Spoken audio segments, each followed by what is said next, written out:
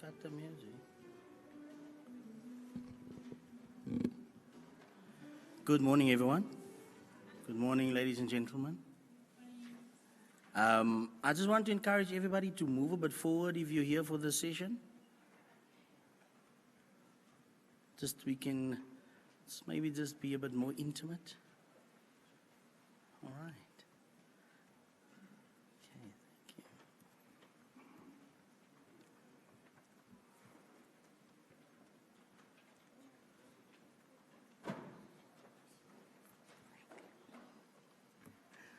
Thanks, Ilse.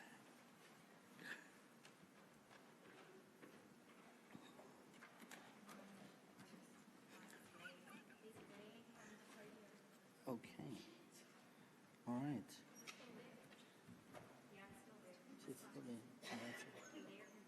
Okay, is this side a bit better? All right, so the right-hand side, my left-hand side seems to be a bit better. There's a bit of a glare because of the sharp light. And we would preferably want you to see the speakers.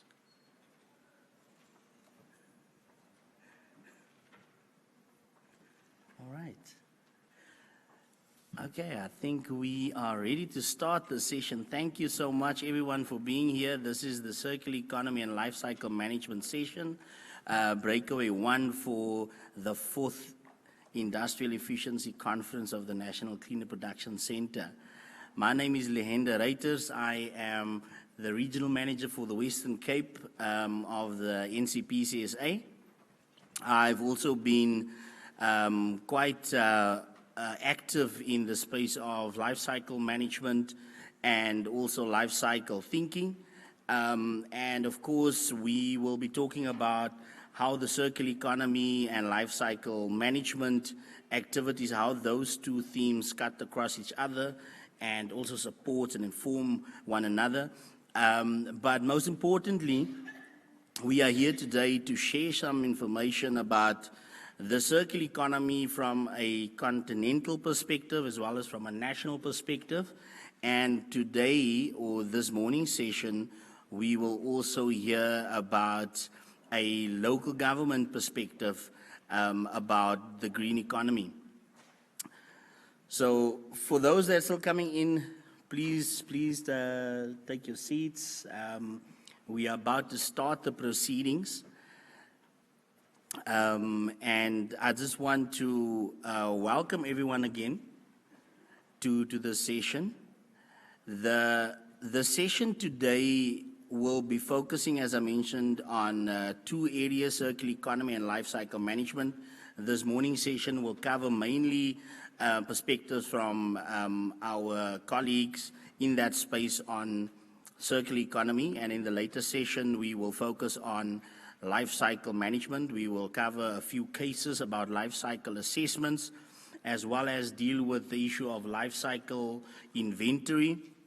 So I do want to encourage you to please come around after lunch and listen to those presentations that will go a bit deeper into how life cycle assessments can benefit industry, how life cycle assessments can be applied in a broader spectrum, specifically looking at plastic bags, and then we'll have a presentation on life cycle inventory, the importance of inventory data collection for South Africa, but also how that's globally playing a role in terms of supporting doing of life cycle assessments and achieving more sustainable value chains to support the move towards circular economies. All right. We have some more people just coming in. Give them some chance to come in. So, ladies and gentlemen, we are slightly running behind schedule, but I'm sure that we will make up time. The session on circular economy, or the presentation on circular economy, as I mentioned earlier, is quite an important conversation to have right now as we start seeing a lot of impact from a global perspective on economic growth. South Africa specifically, we are seeing how economic growth is struggling.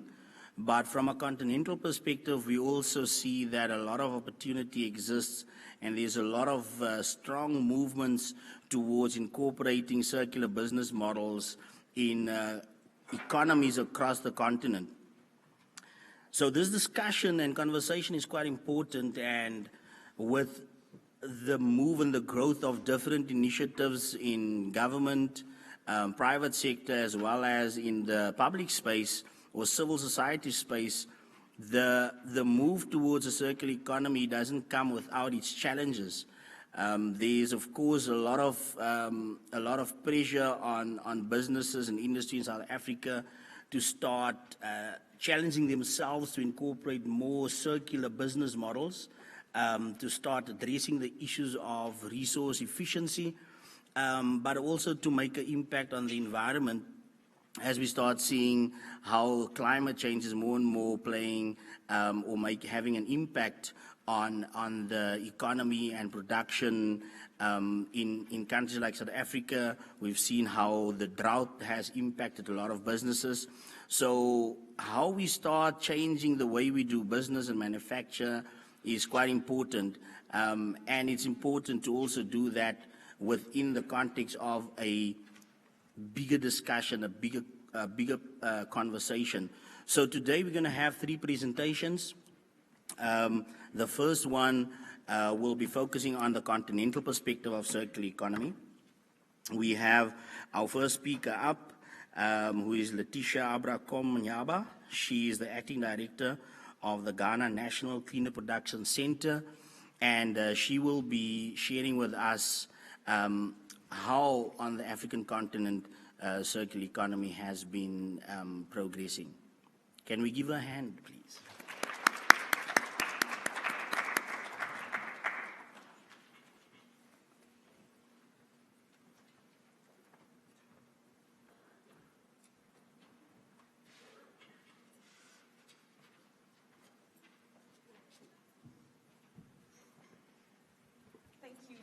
Thank you very much.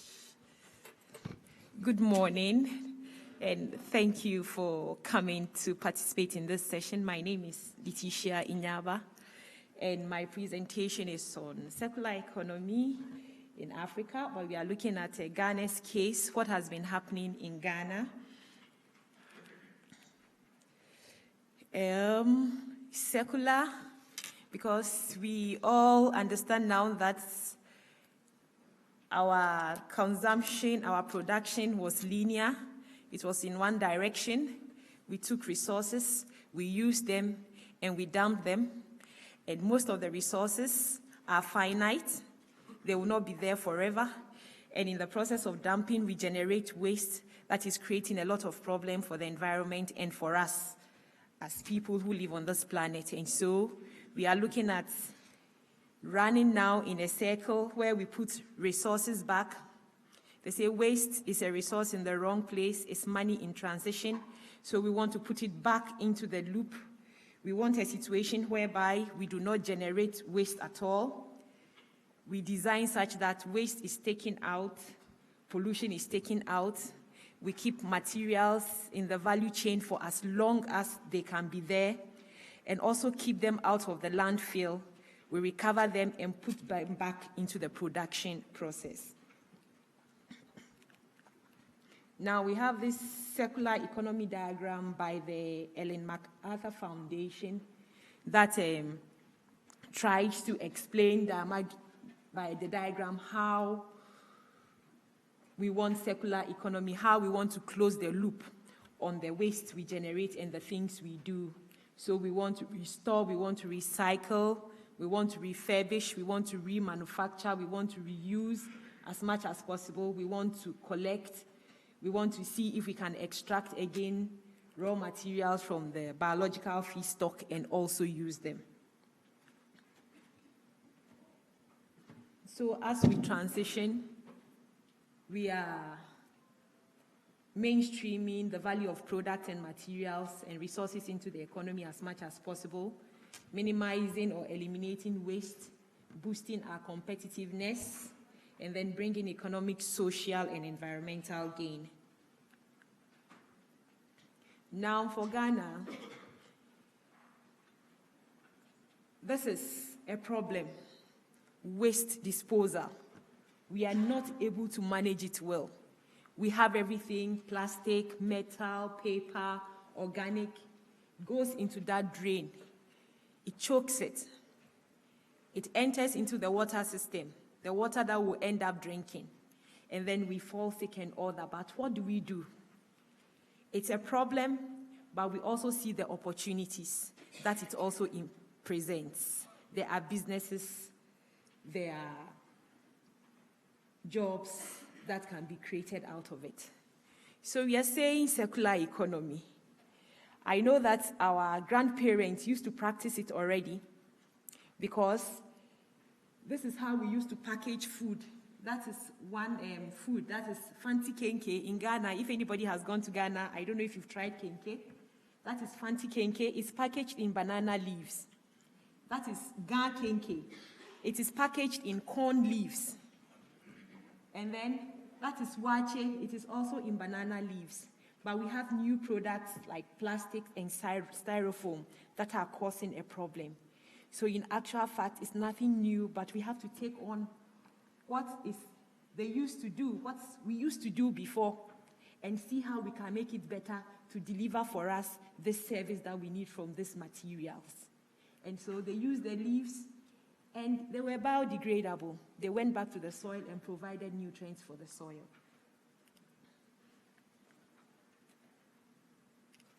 So we see recycling happening here. This is it's called Swami Magazine. It's an artisanal industrial sector in Kumasi, where you have broken down vehicles and everything, tractors, machine, heavy-duty equipment that are dumped. And then they use them, they remanufacture vehicles, they remanufacture equipment, they take the parts apart and machineries from it. And it employs as many as 200,000 people in that industrial park alone. So that is an opportunity. People are already doing it. Then this is Safisana, a company in Ghana that produces biogas from sewer and then from organic waste from homes. It takes the waste, it mixes it, there is digestion, and then they produce electricity.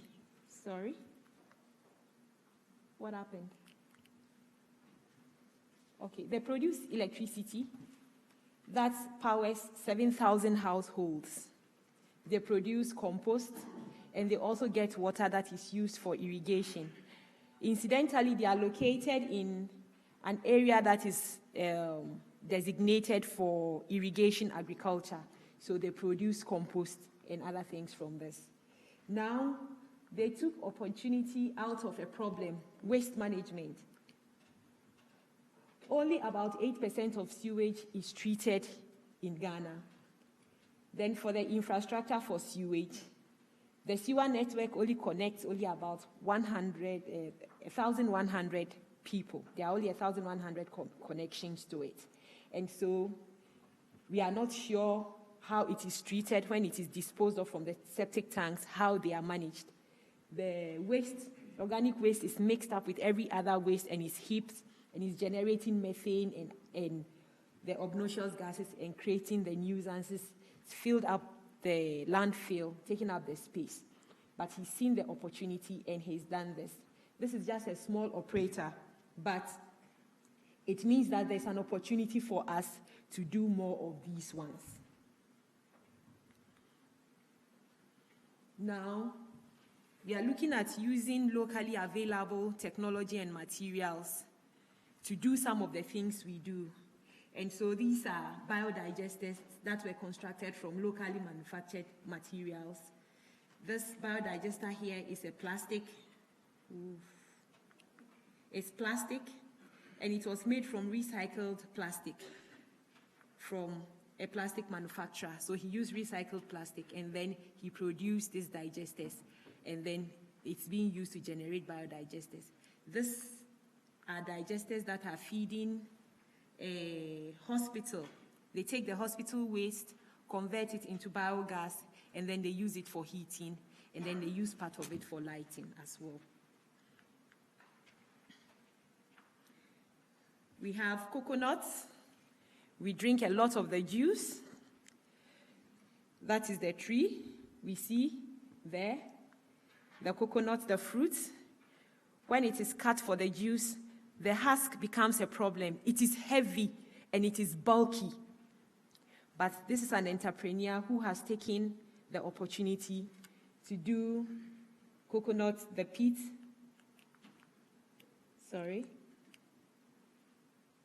He produces the fiber that is used in a greenhouse as a planting medium. He has blocks, he has doormats, he has brushes, and there are packages also that are produced from the coconut husk. So he's seen an opportunity and he's taken it. And so there's a diversification of products from the coconuts, and it applies to, I'm sure, all other waste streams that we have and we can think of. So he has brushes, he has twine, he has compost, mats. They can even use some of the fiber for mattresses. They use it for bales and bricks and so on and so forth. So there's a diversification, there's a diverse number of products that can be produced from waste. This is another person who takes plastic waste. He uses plastic and he produces this container just by simple technology here. And then he also provides employment for people. Sometimes you don't need too much. It's just passion and enthusiasm. There's somebody also who is producing charcoal from the coconut husk. And so he uses a network of communities that sort and collect the waste for him. And then he's able to do what he's doing. Now, we've done something in e-waste also to recover secondary raw materials. If you follow the news in Ghana a few years ago, they say Agbogloshi is one of the dirtiest places in the world where e-waste is sent and then it is burnt for just metals. The metals, mainly they focus on the copper and other things, but we are looking at retrieving as much as possible material as you can get. Plastics, circuit boards, aluminium, copper, iron, even some of the components, capacitors and all that they can use again to produce other products. So for chairs, some of them use them for refurbishing other appliances that are damaged. And then there's an export business that supplies these secondary metals to Germany for Boliden and for Benz also. And then they also feed the local metal industry with scrap metal as raw material.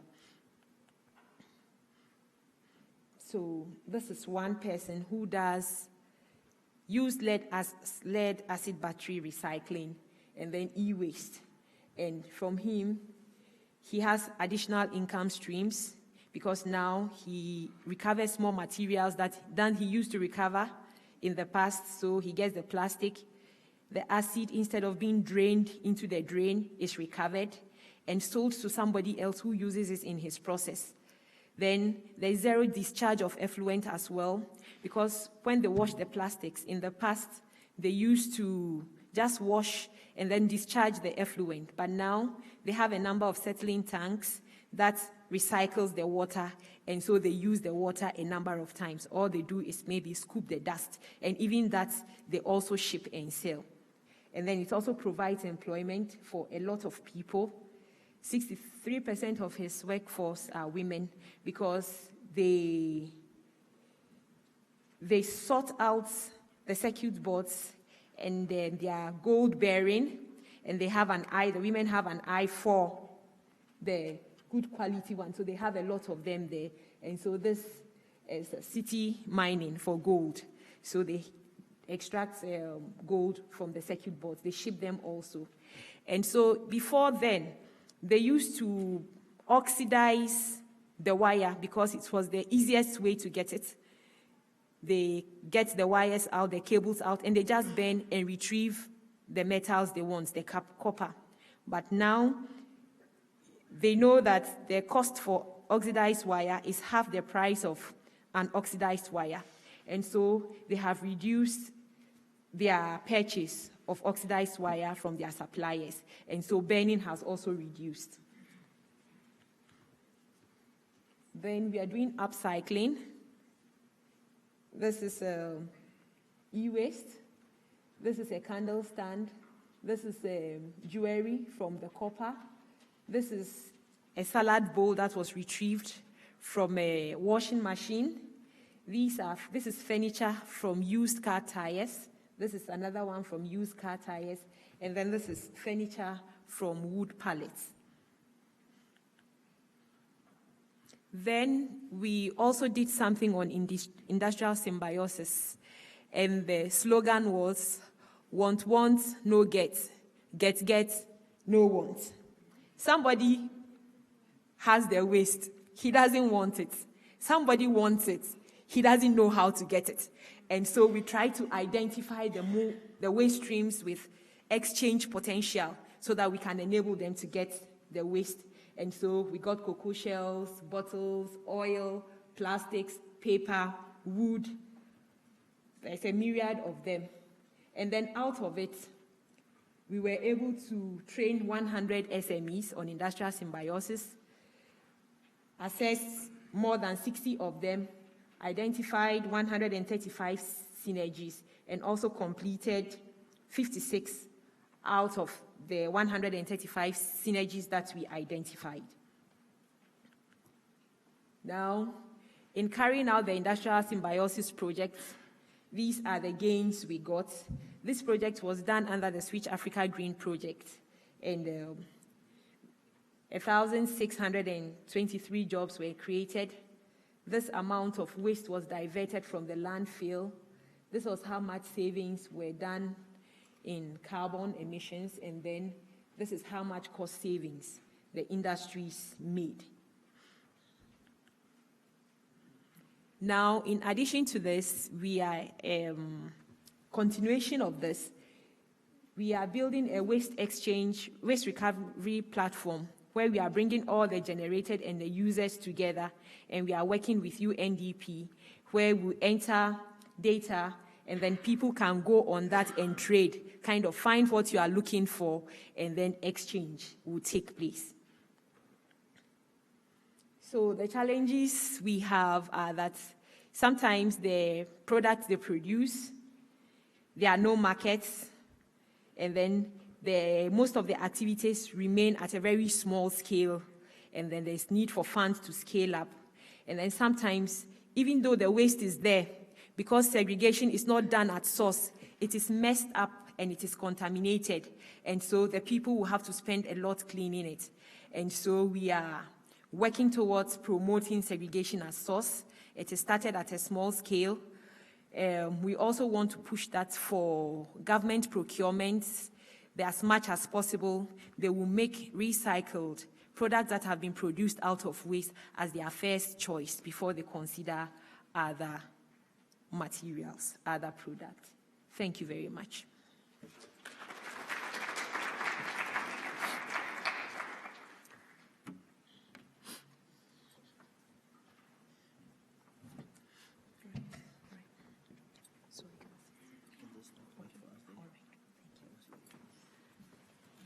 Thank you very much, Atisha.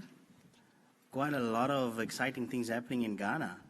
I think maybe we should also try to drink some more coconut water. I think we've done quite well with the marula.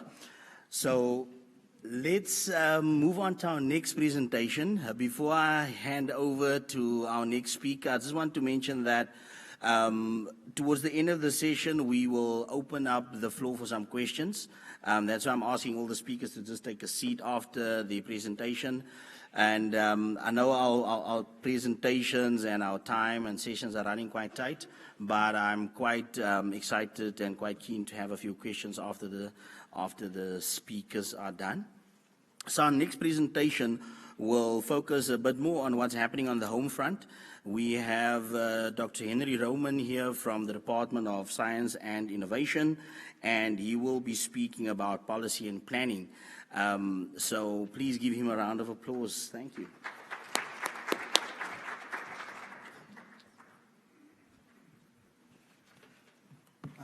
Thanks, Lee, for that introduction. So as he indicated, I'm from the Department of Science and Innovation. I apologize. We've just recently had a name change, so you'll still see the old name on the slides.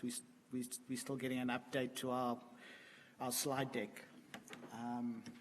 So I'm going to give you a bit of an understanding about what our department is currently doing across the various programs within it, and also a little bit about what we are planning to do going forward over the next 10 years.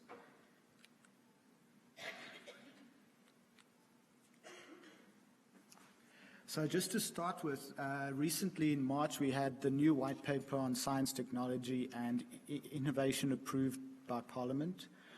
And the ethos that's within it is that using STI to enable inclusive and sustainable South African development in a changing world. We know there's a lot happening right now around the world in terms of 4IR, which is on everybody's lips. Circular economy is also becoming one of those words or set of words that everybody wants to talk about. And in this white paper, I think it's the first government policy document that actually that speaks about circular economy. In addition, we will be planning a sectoral STI plans, and there we're going to look at what government as a whole will decide as the important sectors to pursue for economic growth, and then we'll look at how we develop the STI plans around those. Now, globally, if you look at circular economy and the development thereof, I recently had the privilege to attend the World Circular Economy Forum in Helsinki. And what it highlighted is that the transition needs to be a lot more fairer and a lot more inclusive. So we're always talking about a just transition to a low-carbon economy. From what I've read and seen, it looks like a transition to a circular economy puts us on that path to a just transition as well, because it's a lot more inclusive than the current linear one. And we can see in terms of our GDP growth in this country alone, pursuing that model has led to a much greater Gini coefficient than we would ever have hoped to have seen. And it also puts itself in the position of supporting the SDG outcomes by making a transition. It's also very, very much part of the World Economic Forum agenda and was on the agenda for the recently held WEF Africa in Cape Town as well. However, to succeed in this, you can't do it as a country on your own. You need to work in the region. That's why it was very exciting to see what Ghana had to present on how they're transitioning as well. So we have to work with our neighbors in trying to achieve a circular economy. Two of our key trading partners, being the European Union and China, have already adopted this transition. And China, as far back in 2008, already started to put policies in place around it. The European Union adopted their circular economy package recently, and their action plans associated with that package in 2015. You can see that the EU and China have also actually strengthened cooperation in the area by signing an MOU on circular economy cooperation. Now, in South Africa, we have to look at the global landscape as we're part of the global economy. So if our major trading partners are shifting towards this, what does it mean for us as a country? What are the potential risks to our economic growth and development? But also, what are the opportunities that we can realize by making that shift? And as the DSI, we working with the European Union on a dialogue facility, and we're aiming to have a symposium to discuss how we integrate this into our plans as a DSI over the next 10 years as a framework by which we will address it. So I'm just putting this up. I don't know if it can be seen by everyone, but it's basically, there's a lot of different terms thrown around. You've got natural capital, eco-innovation, bioeconomy, reverse logistics, biomimicry, eco-efficiency, industrial symbiosis. There's a lot of terms, and it can get quite confusing. The circular economy addresses quite a few of those terms already, just by trying to make that transition, as was described by my colleague from Ghana, when you look at the butterfly diagram. And what we're doing is we're positioning this within the greening of the economy. So we're still talking green economy, but we're positioning a transition to circular economy as a means to achieving that. So currently we have 4 programs within the department. These are them here. It's technology, innovation, international cooperation and resources, research, development and support, and socio-economic innovation partnerships. You'll notice when I go through it, there's a lot I have to say about this. That's because I sit in that program. And then within it, these are the chief directorates I've identified that actually contribute already in some form to circular economy initiatives. So starting with technology innovation, which we call Program 2, we've got the Hydrogen and Energy Chief Directorate and the Bio Innovation one. And these are the areas that they cover. I'm just going to give you an example out of each one on the next slide. So you have what we're calling the Bio and Circular Economy Nexus. This is where, if you look at the circular economy as was described before, it's looking at efficient use of your resources. So limiting waste production and maintaining resources within your economy for as long as possible. And the bioeconomy complements this by bringing in more efficient green biological processes into production, such as your biorefineries. Now, biorefinery is very much, it's similar to a petroleum refinery, but the feedstock is different. You don't use oil, you use biomass. And you can produce very much similar chemical compounds out of that process as you do of petroleum or from oil. It explains it there as well. This is just an example of in the energy space. So we know if we're shifting to renewables, one of the constraints is batteries.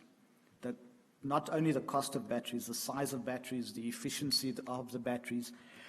So here's a program that the DSI is investing into, is looking into battery technology development. And lithium-ion batteries are still a popular storage medium, and you find them in your phones, your iPads, etc. And we expect, well, the signs are evident, usage of these are going to increase in the future, there's no doubt. Now, the lifespan of these batteries is somewhere between 3 to 5 years. So that shows us that in the coming 10 years, we're going to have a very large waste stream of batteries to deal with. So at the moment, globally, it's estimated roughly 5% of these batteries are recycled, and the remainder are uncollected or stockpiled or even dumped in landfills.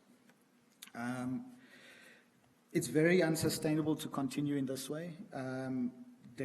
These batteries have a tendency to also ignite if left exposed. And besides that part of it, you've got corrosion, which then leaches heavy metals into your groundwater as well, another potential thing that can go wrong. And South Africa is obviously following the global trends. Now, one of the parts that's important for this discussion is Mintech. We're looking at the battery recycling and recovery of materials. Now, this is where two parts of our department actually came together. Under the Waste RDI roadmap, we did some work to look at the e-waste landscape in the country.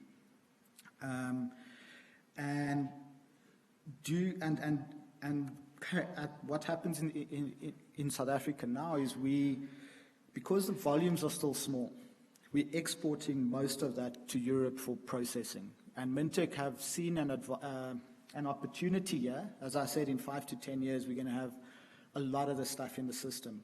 So they're seeing an opportunity and are starting to work on how do we actually derive benefit and process it in country. Because you can get the lithium out, which is something we don't have in South Africa, copper, nickel, cobalt, and there's increasing demand. As we know, rare earth metals in particular, the market is captured by the Chinese. So anything we can do to keep some of that in our economy for a bit is useful. Then we also have an aspect of our department where we work quite extensively with international partners, and they're all listed here. I'm going to focus on the one on SATREPS, the beneficiation of algae. The others is interesting. The Transboundary Big Data Project is an interesting one. We're looking at how we can utilize big data between countries who share aquifers to manage the resource more efficiently on both sides of the border. Now, how this project works is you've got an algal raceway that's used as a polishing step after wastewater treatment. So before you discharge the water from the wastewater plant, you send it through here to recover as much of the nutrients by the algae as possible, because you can't just let the nitrates and the phosphates go out into the streams. So that was where this project started, and DUT are experts at the production of microalgae that produces large amounts of oils, and the oils are what you need for biofuel production. And so eThekwini Water and Sanitation actually provide them with a space. So they've built a raceway. This one that's up here is actually on the top of their building at the university, but they have a real live one on a wastewater works to produce something. I think in the region they can produce around 10 tons of algae in that raceway. And eThekwini is a partner on this project. And then there's a partnership with Japan. So Nagoya University in Japan have technology that optimize the efficiency of extraction of the oils. Like I said, the oil is what you take to biofuel. And Tokyo University of Agriculture has what they call the AgriMats technology. So once you've extracted the oil from the algae, the residue that's left behind is still rich in nitrates and phosphates. And we don't want to lose that. So the AgriMats technology, actually it's something where they take the plant material and they weave it together. And these mats act as a slow-release fertilizer bed that you can insert into impacted soils. And the ARC in South Africa is the other partner who are testing the AgriMats in our in our systems. And this is circular economy in action. So we're treating wastewater, which was why the algal raceway was put there. But now we found we can produce the biofuel and a fertilizer from all the materials. So your spent materials are minimized significantly. We also have science missions, and there we've got a global change research program, and under that program, a host of things are done, which contribute in some significant way towards circular economy.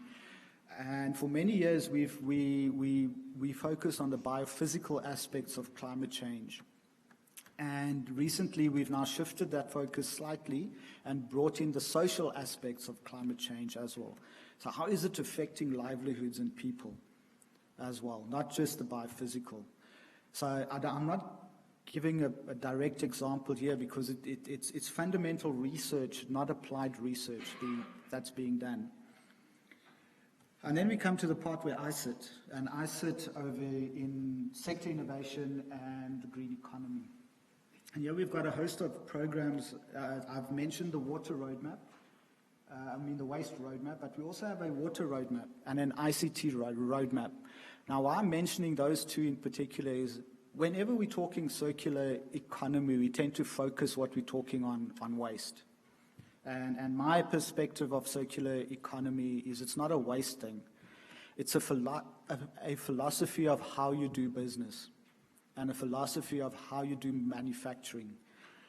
For instance, if you're going to design a new product, you design it for end-of-life purposes. So you don't design it to be thrown away. So you start thinking about it at that stage already. And water is an important economic factor as well that has to be considered.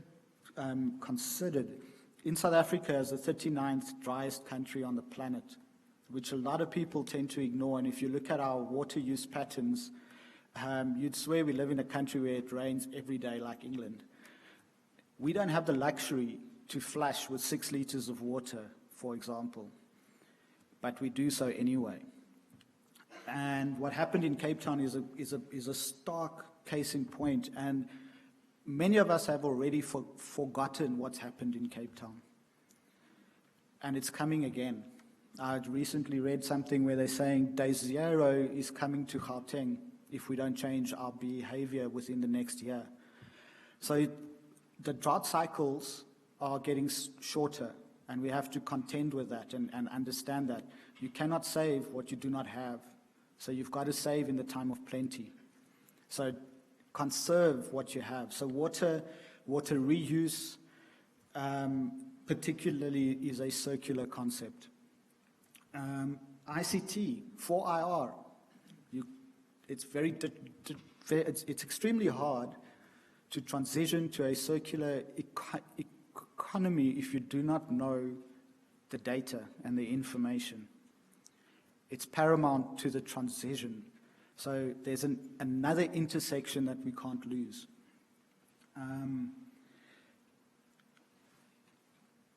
Biorefineries, I keep coming back to it because for me it's such a beautiful example of how this works. So in our department we've had different branches of the department, 3 directorates all coming together to work on this particular topic and to fund it, because that's how important we see it within the circular space. We've established at the CSR the Biorefinery Industrial Development Facility, and that's to interface with industry a lot closer as well. And and through that program, we're also trying to build an SMME base within this emerging space in the country. But if you look at some of the stuff it lends itself to is sugar. Sugar is a declining industry sector in the country. It's not just because of sugar tax. So they're looking actively for alternatives to just going from sugarcane to sugar. And there's a lot of work looking at chemical production like furfural, for example. And under the waste roadmap, we funded some work looking at waste feathers from chickens. There's something like 200,000 tons of the stuff produced in this country every year. And what we've done is looked at the extraction of keratin. Keratin's the same stuff you find in hair and nails. And looking at the extraction of that, because there is an economic value to that product in the market. Now, the approach we followed is we commissioned the Green Cape down in Cape Town to do some work for us, looking at a needs assessment of whether or not, as a department, we have a role to play in the transition to a circular economy. How am I doing for time, by the way? Okay. So what we wanted to understand is what do we know, and what do we need to know, and then who can help us to get the answers we require. And this is just a schematic of what we did. And we have quite a lot of information in the country. We're doing a lot of things that lend itself to the transition, but we're not calling it a circular economy. It's sitting under different guises, industrial symbiosis, all those words I put up in the beginning.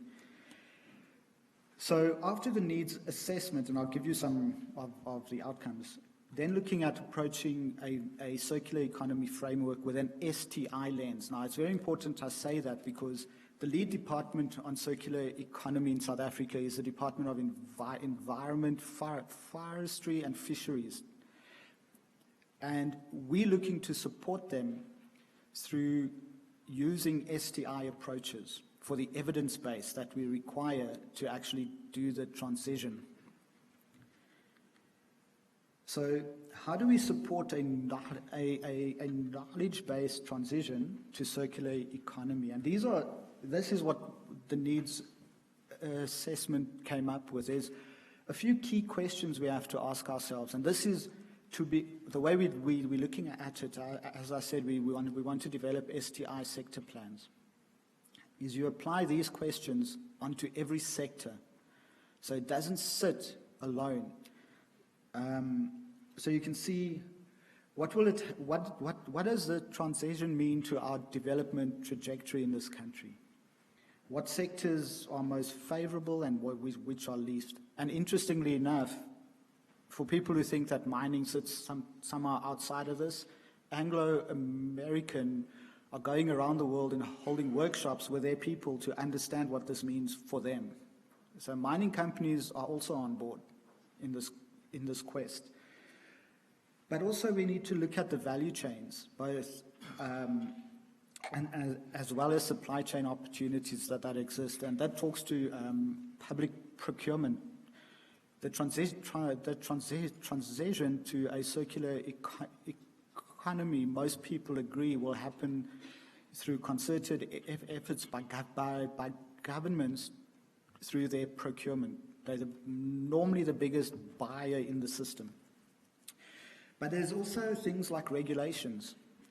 If you're going to shift, we need to be talking to DMRE, we need to be talking to water affairs, environmental affairs.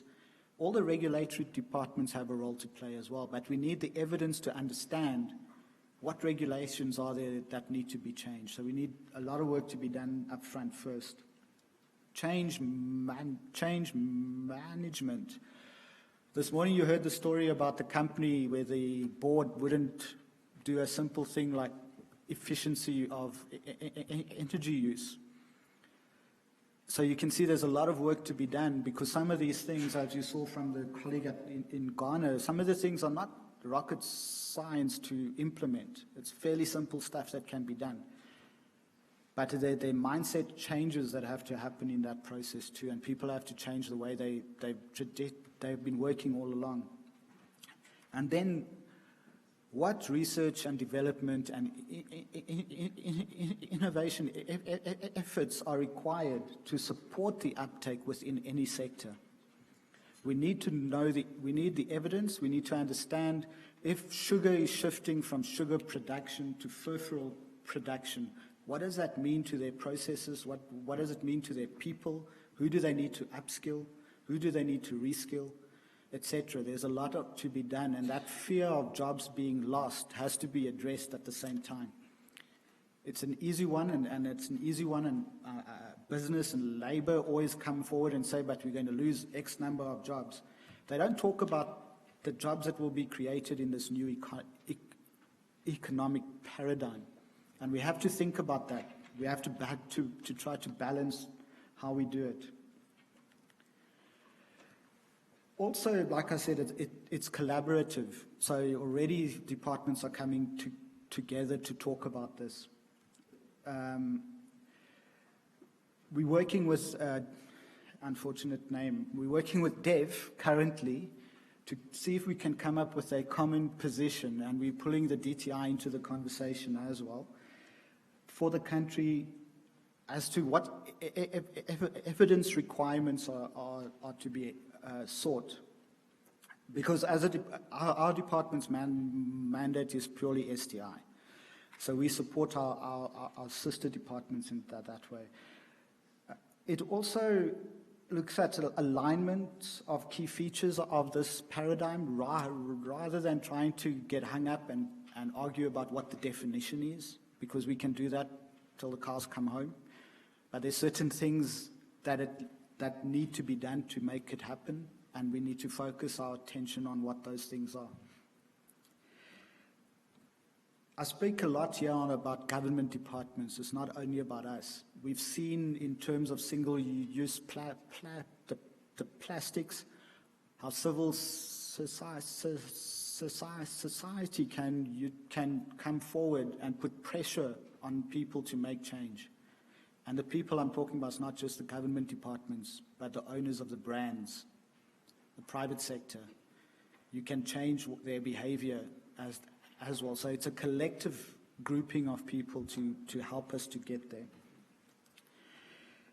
Applied RDI is critical in this transition, as we have to have the collaboration from industry, government, industry associations as well.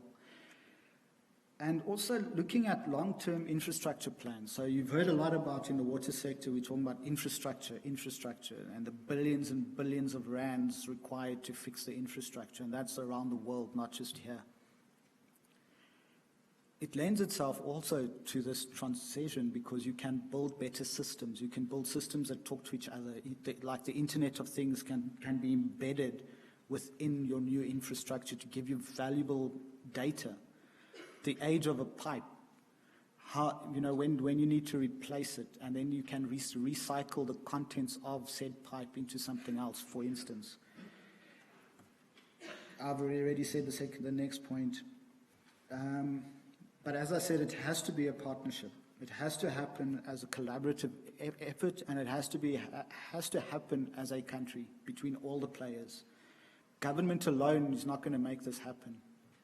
As much as we can write the policies, and they can make very nice doorstops, the size of them sometimes, we need to implement what we come up with. And to implement, you need to co-create the solution you're putting in front of people. Just briefly, I just wanted to mention there's also the Horizon 2020. This is more on the research side of things. There you can see here some dates to take note of. There's some money that you potentially can unlock for research into the space. And it's a program that focuses on European needs and global challenges. But South Africa is one of the successful partners on this program with the EU for many years. And so this particular work program highlighted here is also contributing to building a low-carbon, climate-resilient future, which is in our NDP, Chapter 5. So it aligns quite neatly with that. And you can see there are a number of areas in which we have something to gain from, not just learning, but you become part of a global network of people working on similar topics. And as I said, as a country, we participate very successfully in this program. And with that, I'd like to thank you for your attention.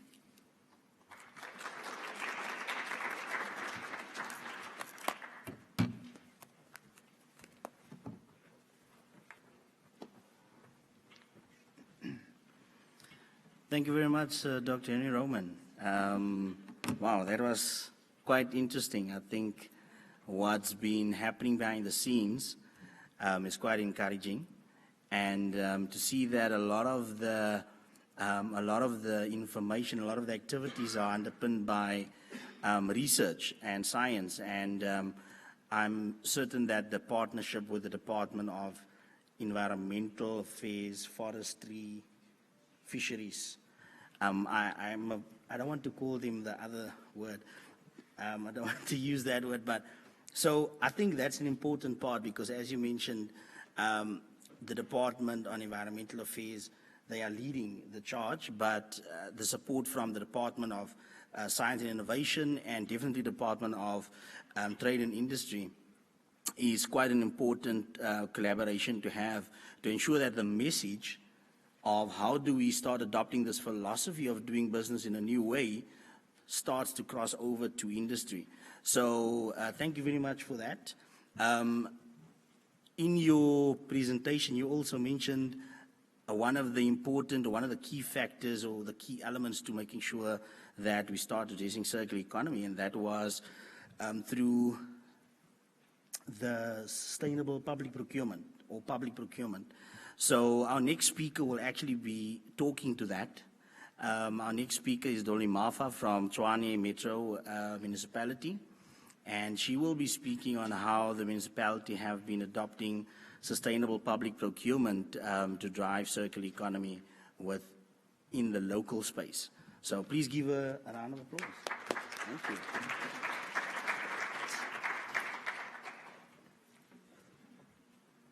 Okay, good day, everyone. My name is Dolly Mafa. I'm from City of Tshwane. I'm from the unit called City Sustainability Unit, which is an advisory unit within the city in the office of the mayor. But our responsibility is to assist the city to become catalytic in transitioning towards a low carbon development.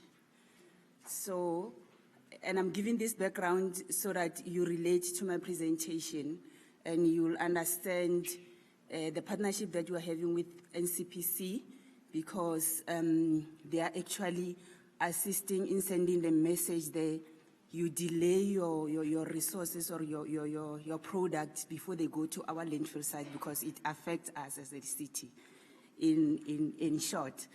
But also the reason, I'm sure we are one of the few cities that have decided to drive in this route of transition towards a low carbon or resource efficient kind of a development, because it has to start somewhere. One has to provide a responsible leadership.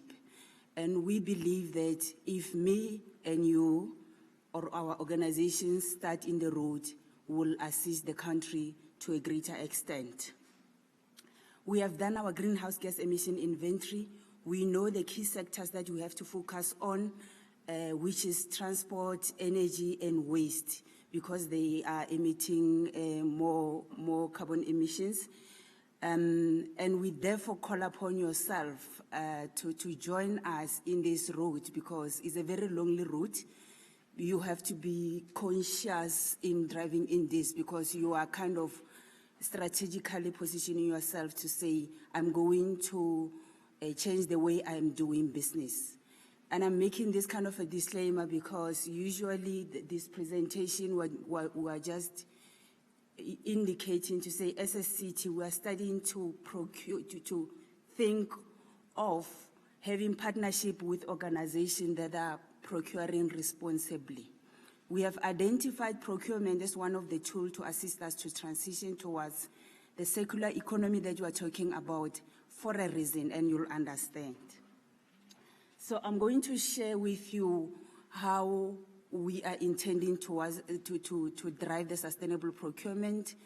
It is seen as a complex kind of program, but for us, we are saying it's doable. It does not require anything. It just requires us to change the way we are procuring items.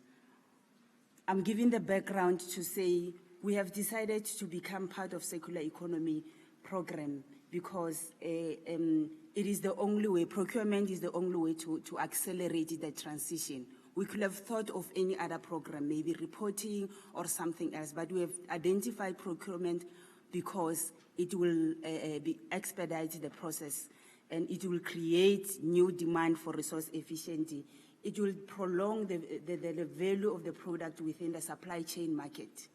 Why? Because we are responsible for the landfill sites. I'm sure you are aware. And immediately when you dump all the products to the landfill site, then it requires resources from us to make sure that we do it in a responsible, the landfilling in a responsible manner. So that is why we are saying circular economy for us is a way to go. It will introduce a systematic multi-level change. So it changes the way we're doing, we're getting technology, business model, stakeholder collaboration, the way we engage with our suppliers and even with yourself. It will not be the same. Of course, it's part of closing the loop, they've already indicated. But there was more emphasis about the issue of collaborative partnership. As a city, we're open to that element, especially on the program of sustainable procurement or sustainability as a whole, because we have realized that it's not about allocating financial resources in that. It's about partnering and leveraging on whatever that you are having. Sustainable procurement, we are saying, as we procure our services and items, gone are the days where you only consider price or the economic aspect. We are saying triple bottom line. Consider the aspect holistically, simultaneously. As you have to check as to what are the economic aspect, what are the social aspect, what are the environmental aspect of this product that you are buying or of this service that you want to get. And we believe that if you do this, of course, our development will actually lead to us to a low carbon development. But if you still consider economic aspect only, which I don't have a problem with, but I'm saying it is not taking us far.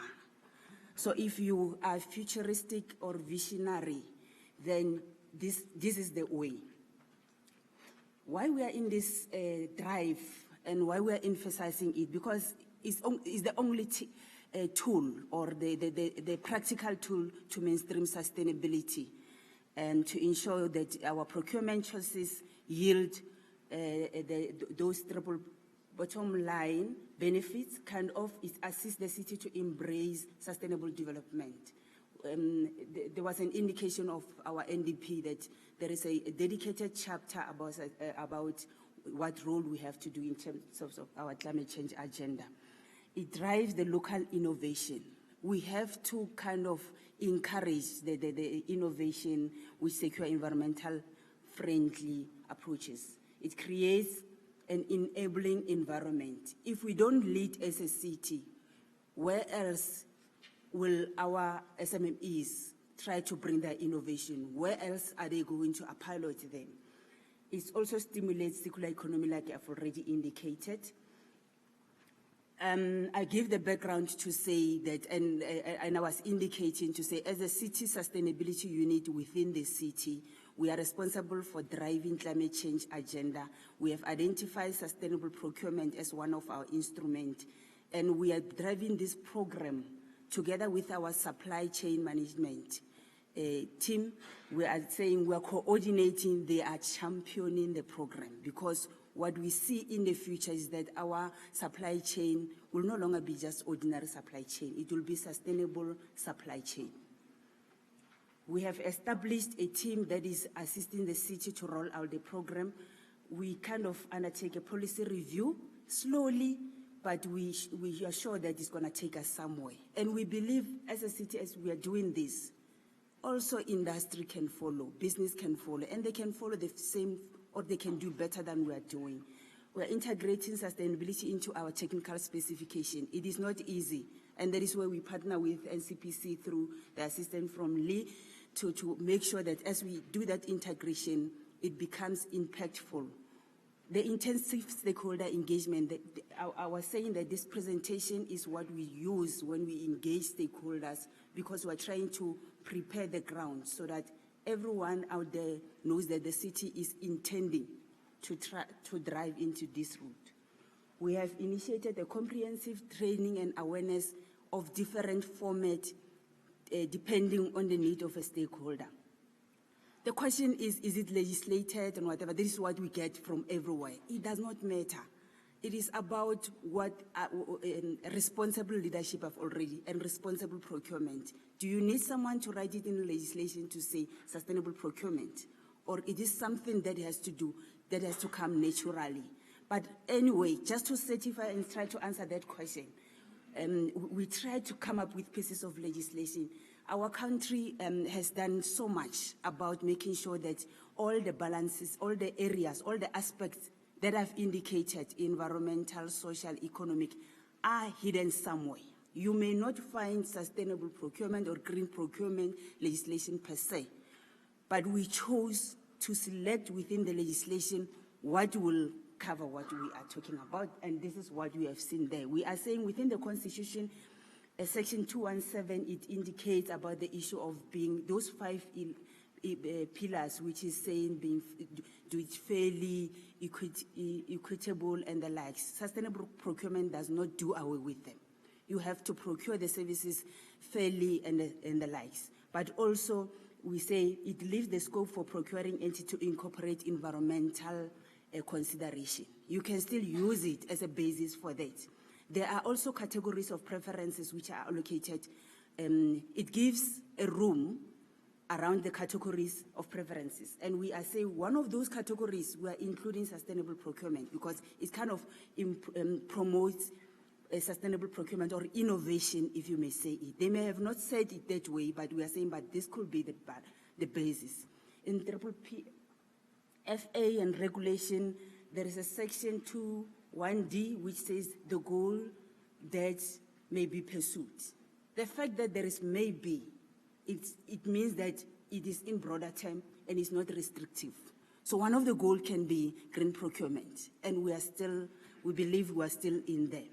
Also, section 2(1)F is saying the highest scoring bidder vis-a-vis functional or objective criteria. When you pursue sustainable procurement, it's about the functional or objective criteria. We are saying we want to transition towards the circular economy. So our specification or the technical specification as we know them, it has to be very objective of what we want to achieve, not just to say they have to be too technical.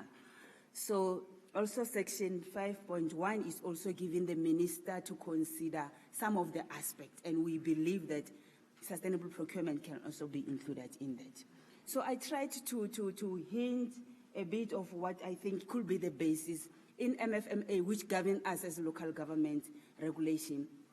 It indicates, actually it gives an allowance of functional specification, not necessarily technical specification. If you understand, once it's functional or objective, it means it can be related to what you want to achieve. We've undergone that route. I've tried to indicate as a city where we are coming from. We're reviewing our supply chain policy now is having a sustainability element because we are trying to convert it into green, if I may say it. We already have, in 2017, we have developed what you call sustainable procurement strategy. It's not a must. We need not do it, but we had to do it because we do not want to drastically change our policy per se. We want to slowly move in and phase in, and by coming up with a strategy, which we believe after 5 years it will be kind of aligned with the supply chain policy. Of course, our route is, they spoke about the Paris 2020 and the likes. Yes, we are in that route, but we are driving towards the low carbon or circular economy already. Currently, it's just a process that we are driving. We are just making an awareness. These are the things that we have already undertaken as a city in relation to sustainable procurement. We have done the status quo assessment of the market. Do we have products that can be sold? There's suppliers. Is everyone willing in that? So we show the market readiness analysis. We have developed the strategy. We're trying to implement, to roll out the strategy. Training and awareness is in a slower pace, but it is something that we know we have to do it intensively with the intention of integrating and mainstreaming sustainability as a whole. The strategy incorporates all those elements on which you'll find the situational analysis, the approaches, how are we going to do it, the standards that are available, the whole life cycle costing analysis, vis-a-vis just considering the price, low-hanging fruits we have identified, and then there is also the guideline of the specification that has to be undertaken. This is just a reflection of how far we went, and we believe that every organization can drive to this far. It does not require a lot of resources or any drastic, it just requires a passionate and responsible leader or even us as officials, just to drive it passionately. Why are we worried as a city? Why can't we live it? Why can't we relax? It is because we are responsible for service delivery. Water, electricity, municipal health services, waste management. If we don't drive towards circular economy, these services will be affected.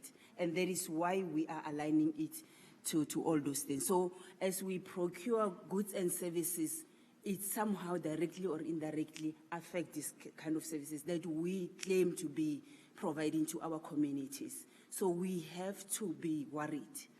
And I just make an emphasis of all the areas in which will be affected or we will benefit as a city. Waste will be minimized, energy efficiency, and the likes. I'm rushing through, but I hope you get the message. I've indicated that according to our greenhouse gas emission inventory, we have 3 sectors that we have to focus on. But within the city, we have identified these 5 sectors. We call it program, but they are based on our unit within the city, which we believe that it is because there are some low-hanging fruits which you can get from transport and fleet, because we are saying we can diversify the fuel mix in here. The waste management, they have emphasized it in all the aspects, the energy and electricity. ICT is about how we use our technology. Property and facilities, we are in the green building program. I'm sure most of you are aware. This is one part that we are trying to drive. We are trying to say, we're a member of Green Building Council of South Africa for a reason. We're trying to say all the building facilities or property facility owned by the city, we have to strive towards achieving the 3-star kind of, the 3-star kind of. But on our side, we believe that once we have green building, it then speaks to our waste management energy indirectly. That is why we have now also put in building as one of our aspects. Life cycle costing analysis, I'm sure from the background that we are talking about, and we chose procurement for a reason, because being from the city, previously or most of the time when we procure services and product, it was about the price. How much has it got? Is it cheap or whatever? Then we go there.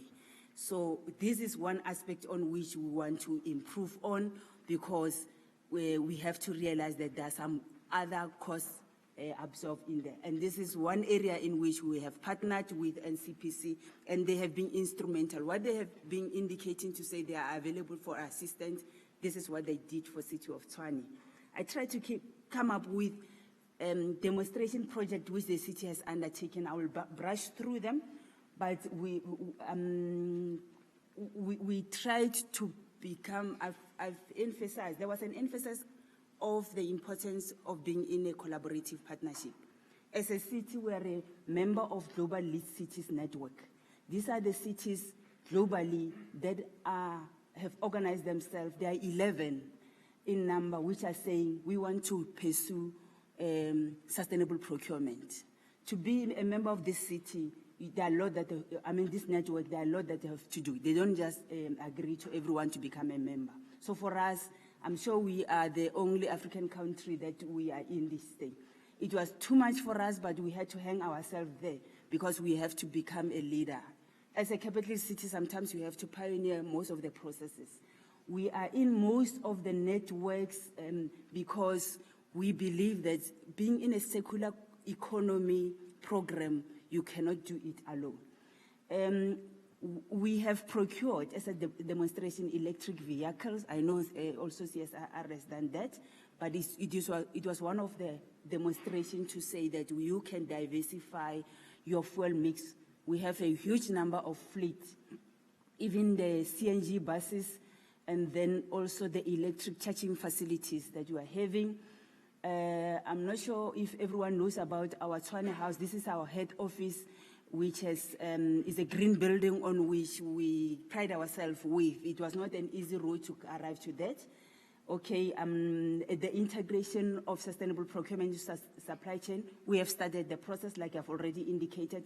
Last year we had a program that we called Tshwane Green Pitch, on which we were trying to enhance the partnership with the SMMEs and trying to give them the platform on that.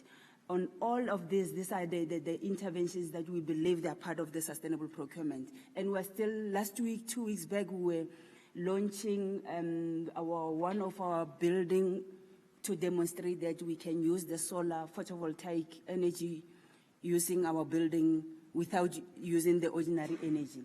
So those are various aspects that we are doing. I've indicated that we are a member of Global Lead Cities Network because we want to accelerate the implementation of sustainable procurement. And we have to provide leadership, like I've already indicated, to showcase that we are very much committed to drive the transition. And these are the cities that are committed to set quantified targets. We are required to show that we are in partnership with industry, with everyone. 2 months back, we were in this building where we were trying to check to say locally which cities are in sustainable procurement. Can we establish a network locally, nationally? So these are, we have established this kind of a network with the assistance from Italy, and these are the cities that we are trying to do something on green procurement because we believe this is a tool which can do. We call it the African Sustainable Procurement Network. We're not yet there. We need partners, and it is open also for private sector that are interested. This is where we're trying to share knowledge, to encourage each other to walk into this route. I'm trying to illustrate the benefits. This is what we are, when we do the EXCO presentation, mayoral committee presentation, to show them, to say, these are the benefits that you'll get for undertaking the sustainable procurement route. Low-hanging fruit, paperless administration, we're trying to make the city to go into that. I was very much impressed about this conference on which everything they try to limit paper, and this is part of the concept that we are driving. Event greening, I'm sure they are also in there, and then also the diversification of energy mix I've also indicated. These are the actions which when we present to executive committee, which we request them to support, to say include sustainability criteria into your key technical specification, identify programs or projects which could illustrate that, procure consciously. And we are always saying, as a sustainability unit, we are available to give support to the city's department that are doing the procurement, and also promote environmental legal compliance. It is a lot of action that you can do, and if you look into this action, it does not require you to move an inch. It's just to change the way you do operation. We have come up with how the city can face in sustainable procurement. These are the activities which are done in there. Initial, most of them, they are voluntary implementation for the next coming 3 years. But the third year, we are saying it has to be mandatory for the suppliers to comply to ISO 14001 or 24001. I'm sure this is the standard for sustainable procurement. It also has to be mandatory for the suppliers to undertake development program on environmental management system. For the first 2 years, it is voluntary. So it means after 2 or 3 years, as a city, you'll see it in our tender advert to say, we need this kind of a system, for example. Oh, this is the end. Thank you very much.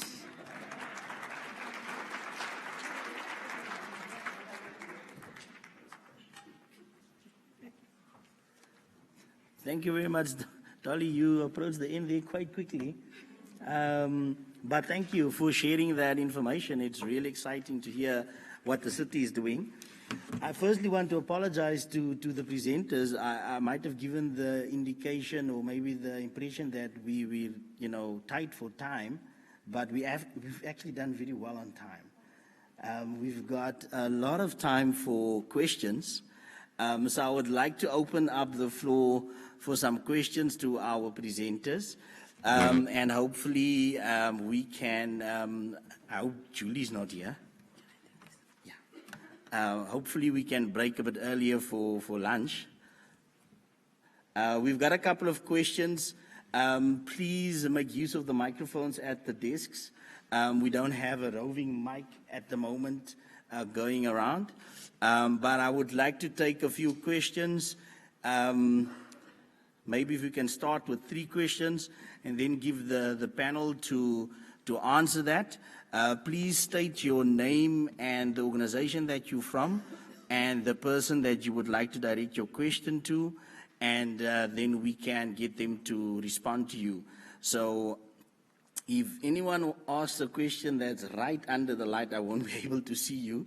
But I think we've got a question there for the gentleman, then another one here. All right, please go ahead, sir. Good day, ladies and gentlemen. My name is Oscar. The surname is Mona. A company is the trading enterprise. My question is straight and forward. I want to address it to the lady that comes from the city of Tshwane. How can we do to bridge the inequality, the social issue, the socio-economic issue that we see? As recently you saw that there were riots in Johannesburg and in City of Tshwane. And this is not the first time that happened. To show that we got a higher rate of unemployment and a higher rate of poverty, higher rate of inequality.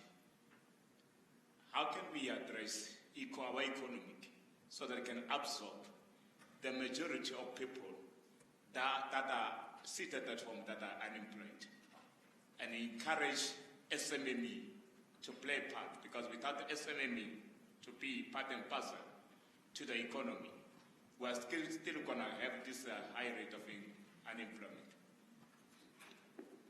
Thank you. Second question, now? Hi, good morning. My name is Anthony van Wyk. I'm from the Department of Environmental Affairs and Development Planning in the Western Cape. And my question is to the last 2 panelists. And it's with regard to decoupling, and especially considering the municipality and wastewater treatment. I saw that you didn't necessarily speak to wastewater treatment in your sustainability initiative with the municipality. But coming back to Robert, sorry, the Saratec and Alan. Excuse me, can you just speak up a bit? The panel can't hear. There you go. Thank you. The algal treatment that was implemented in eThekwini municipality, we work closely with municipalities, of course, in the Western Cape, and considering the wastewater pollution from wastewater treatment works, and the notion of decoupling. My question is whether what drives does the Department of Science and Technology have with municipalities with regard to their decision making on wastewater treatment technologies and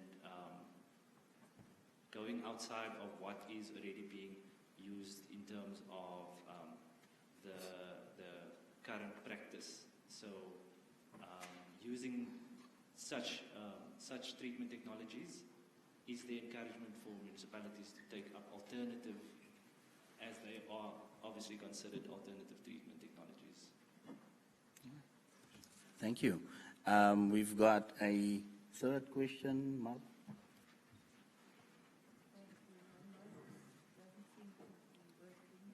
Let Rajani. Okay. Thank you. Thank you, sir. My name is Marba Fisagi. I used to work for NCPC and also for DTI 100 years ago. Right now I'm a pensioner and a student. In the notion of lifelong learning, I want to connect to the previous speaker, previous question, and I would really like to know from the municipality. There seems to me a distorted protocol between national departments and local government in more than one respect, but especially in terms of water treatment. How is it? There are so many wonderful initiatives taken by so many municipalities. But how is it that we are struggling with preservation of water quality? How is it that there are so many leaking pipes? How is it that industries still get away with murder? And municipalities as well. Why are those protocols not being enforced? Thank you. Thank you, Marba. So we've got our 3 questions. Panel, can I hand over to you, Dolly? Do you have a mic?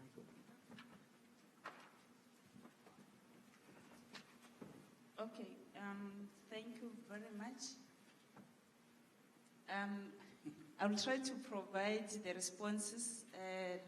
Like I've indicated that I'm from City Sustainability Unit, but I'll respond from other units that the question are based on. The issue of job creation and SMME to be part of the program of green economy. I think from the city side, there are various efforts to do the supplier development programs, which are in a multifaceted kind of programs.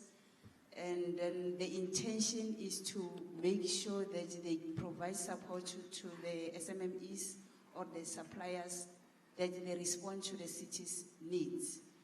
And the programs that I have indicated, and even the projects that I was outlining here, most of them, the intention, it is about the green jobs or green job creation aspects, because that is one thing that we are trying to prioritize.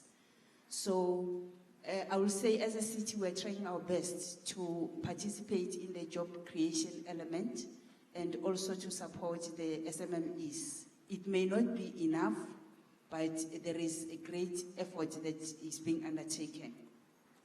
Wastewater treatment facility, but also not only on wastewater, the embracement of the new technologies by the city. We have a dedicated forum or a structure which is handling any innovative idea presented to the city. Because yes, there is an influx of technologies that are being presented, on which it needed us to strategically focus on each and every one to check what are the issues and what are the implications. We have also tried to initiate an innovative procurement process for the technologies on which they don't require any capital or anything from the city, though we have not finalized it. But we do have a room where we consider any innovative, like on the wastewater treatment plant, the technology relating to anaerobic biodigesters and the likes. We do have a process that we are undertaking because we see that it requires an attention. This is a bit technical for me, but I will try my best. Why are we struggling why are we not implementing the protocols that are available there? I'm sure there are various reasons that, but there are efforts to try to comply to the protocols. It's just that maybe for various reasons, as a city, you find a challenge to optimally follow those protocols. It is not that much my space, but I think there are efforts to cover that thing up. I'm sure colleague will assist in that. Thank you.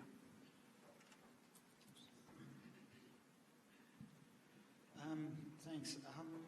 On the question of what do we do as municipalities as a department, in terms, I'll answer a little bit lengthy, sorry. So in terms of technologies for demonstration, we've partnered with... okay, in terms of technologies for demonstration, we've partnered with the Water Research Commission and put in place a platform called WADA. WADA is a water tech demonstration platform. And a number of big metros, including the city of Cape Town, have offered their premises as test beds for new technologies. So the basic idea behind that is we test and demonstrate the technology in the municipality under real conditions with their engineers, so they can look and see and feel what this thing is all about. And they also give us advice on how to improve on the technology that's being demonstrated.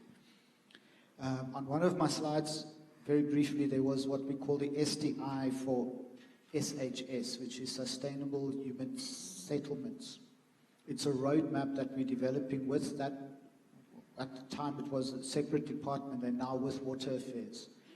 And in that roadmap, we are promoting alternative solutions to water treatment, sanitation, and wastewater treatment.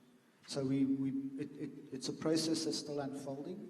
We also are partnering with SALGA.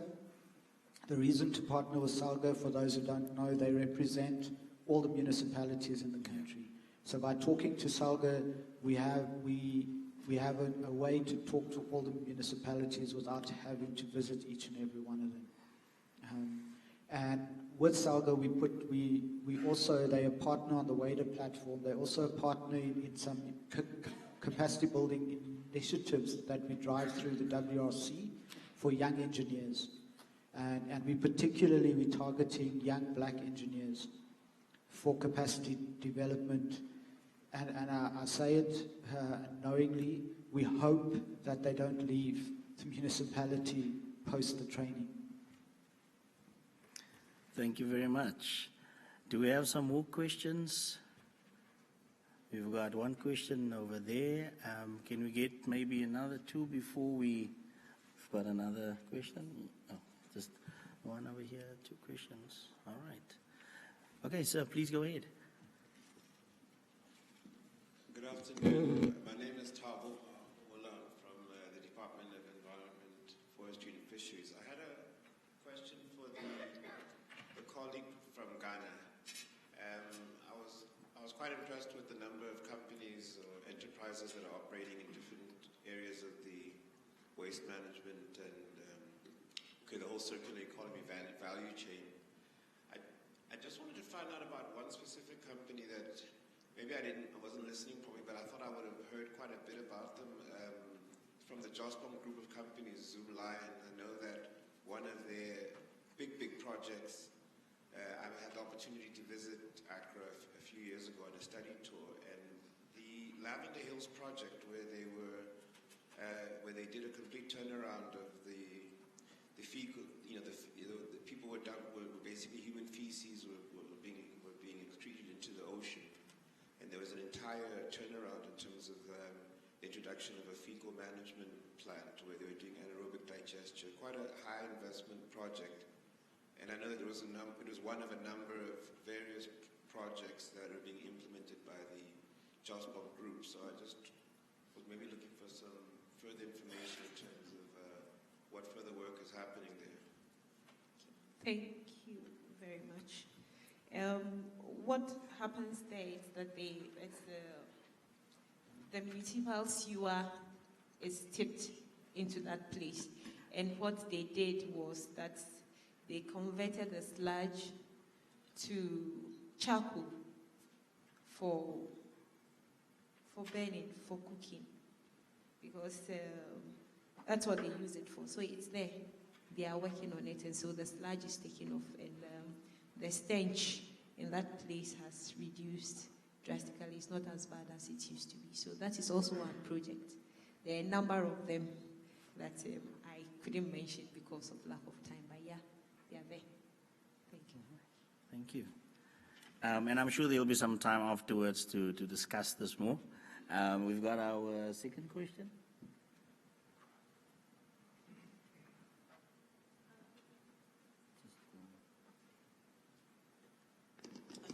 Good afternoon, everybody. My name is Okuhle Buka from East London, working for a company called Lind Everyman. I just have a question for the gentleman from DSI. So one of the points on the presentation was about batteries. I just have a little question concerning to what I have been through while I was working for a previous company last year. We had a problem with hybrid batteries. I just want to get an understanding in South Africa what is currently in place in terms of dealing with hybrid batteries in terms of waste. Because I believe, yes, we are importing and using and putting on vehicles and everything, but now the end of life of those batteries has become a critical problem, whereby there's no companies accepting it for disposal and so on and so forth. Costs are very high.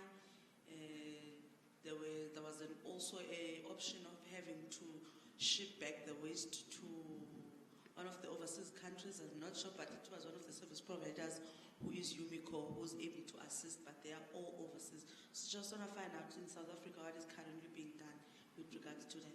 Thank you so much.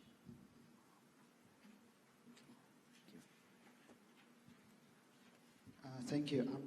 I'll admit up front, I'm no expert on batteries. And Thabo can chip in if he feels he has a better answer. But currently, as far as I know, any batteries, a lot of it, we don't really do any processing, which is why research councils like Mintech are starting programs now to actually understand how we can do that in country. Umicore is a good example. They take a lot of electronic waste from around the world and process it. Hybrid car batteries, I actually don't know what we do with it. As far as I know, we don't do anything with it, so you're probably shipping it. Thanks, Henry. What I can confirm that the batteries are a problematic waste stream that the department is paying attention to, so we're going to be embarking on a study. We usually do detailed studies before considering any type of industry plan or EP or extended producer responsibility program, but we have targeted the battery waste stream. In fact, I think the battery waste stream was actually identified in the initial National Waste Management Strategy when we adopted it 5 years ago. So we're moving towards finalizing a study around the battery waste stream, and we're likely to move to a policy position regarding having industry involved in the remediation of that waste stream. Okay, thank you very much for those responses. We've got one last question at the back. Sorry, actually it's not a question, it's just a comment regarding what the guys are talking about, the battery issue. Okay. I'm working on a project, on a waste-to-energy project, where we will take any waste and using plasma gasification to destroy it and convert it to gas. We're working with the province, the province, and one of the things that we can take is waste batteries. I'll be interested to talk to the lady because we do have information with regards to how we can take the batteries, the hydrogen batteries and so on and so forth. Thank you very much. Well, ladies and gentlemen, we've come to the end of this session. Thank you very much for your attention. Thank you very much for your questions and participation. I would like to thank our speakers for making the time to come and share with us what they are doing to encourage and to foster the move and transition towards a circular economy. And please give them another round of applause.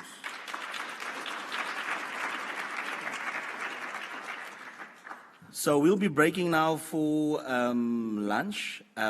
Please note that there will be another session after lunch in this room. We will be discussing life cycle management. We'll have a few presentations. As I mentioned at the beginning of the session, we will look at what's happening on the plastic bag space, a study that's being done by CSIR. We also have a presentation on life cycle inventory and a case study from a company about how they've applied life cycle assessments and started moving towards becoming a more circular business. Thank you very much.